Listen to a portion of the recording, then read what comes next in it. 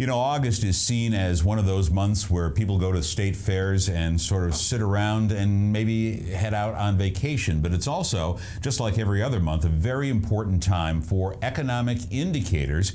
And we've got several things coming down the pike this week that should be, well, linchpins to what's going on in future developments relative to the United States economy.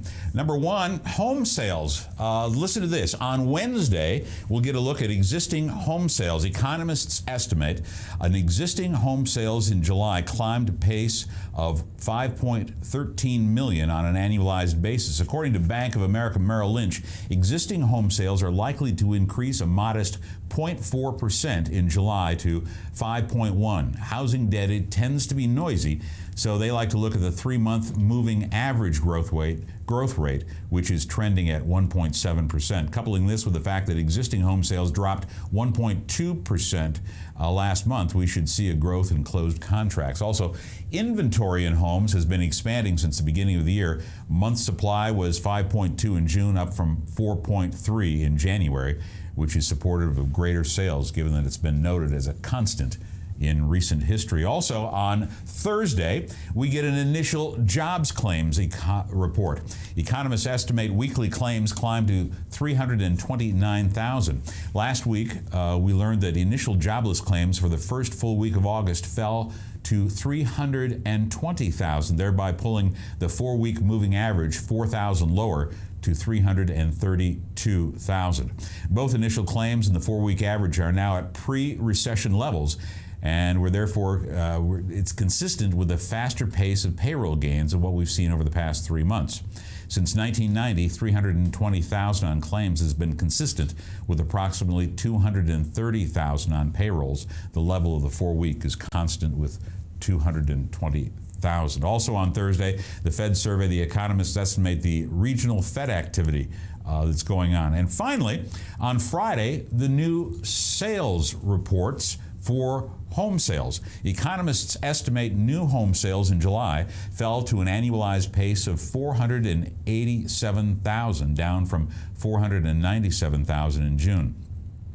The quote is, "This would follow 3 months of consecutive gains. Mortgage purchase applications fell over the month, indicating a decline in signed contracts. Home builder reports have been mixed.